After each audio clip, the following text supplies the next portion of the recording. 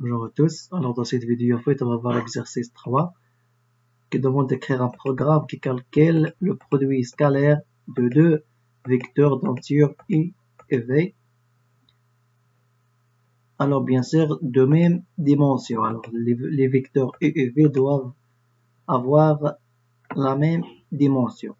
Alors en fait, on passe à la partie pratique. Alors comme vous voyez ici, en fait, on doit déclarer les deux variables. Alors ça, comme il est demandé par exemple V, et ça, la variable I. D'accord. Il doit avoir la même dimension, bien sûr.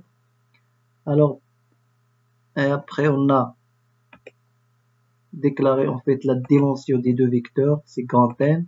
I, c'est l'indice courant, et PS, c'est le produit scalaire. Alors ici, on a saisi la dimension des deux vecteurs.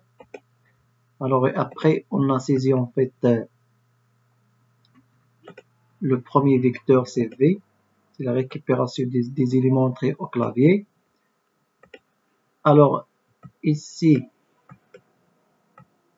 comme vous voyez, I inférieur à N, et aussi pour le deuxième vecteur, c'est I inférieur à N, ça veut dire qu'ils ont la même dimension. Alors ici, on va récupérer les données entrées au clavier des deuxième vecteurs. D'accord. Alors et maintenant, et ici, on va en fait calculer le produit scalaire. Produit scalaire. Alors bien sûr, on va parcourir sur les deux éléments des tableaux. Alors for, bien sûr, on doit initialiser notre PS à 0 parce que c'est une somme des éléments de tableau. Alors je vais expliquer ici pour bien comprendre. Par exemple, nous avons V est égal à ces éléments suivants. Par exemple, 1, 2, 3, 5, 55, d'accord. Alors, concernant la deuxième tableau, par exemple, U est égal, par exemple, 6, 7 et 8. Alors le produit scalaire en fait de I et V, alors est égal à 1 fois 6. Le produit scalaire de premier élément pour le premier élément du deuxième vecteur, plus 3 fois 7, plus 5 fois 8.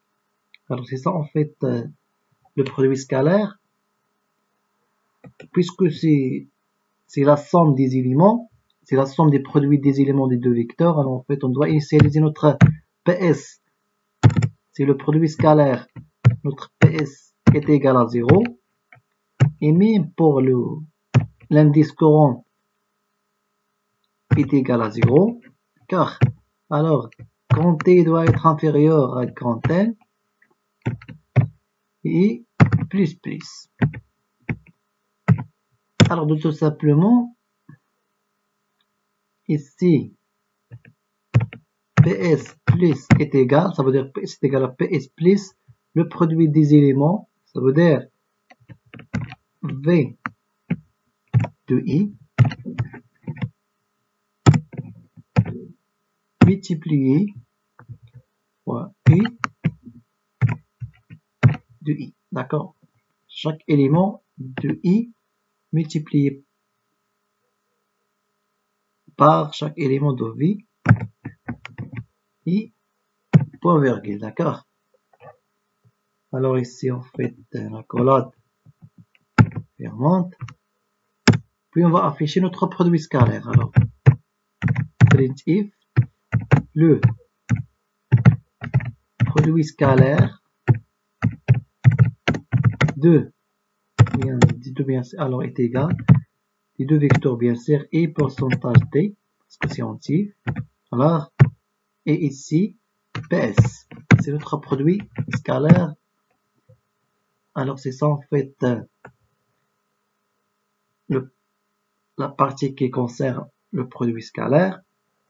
Alors maintenant on va passer à la pratique d'exécuter ce programme pour voir le résultat. Alors, par exemple, on va entrer dimension du tableau, par exemple, 3.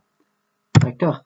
Alors, on va entrer, par exemple, 1, 2, 3. C'est le premier vecteur. Le deuxième tableau, c'est le deuxième vecteur. Par exemple, on va entrer les mêmes valeurs. 1, 2 et 3. Alors, comme vous voyez ici, le produit scalaire est égal à 14. Alors, c'est 1 fois 1 plus 2 fois 2 plus 3 fois 3.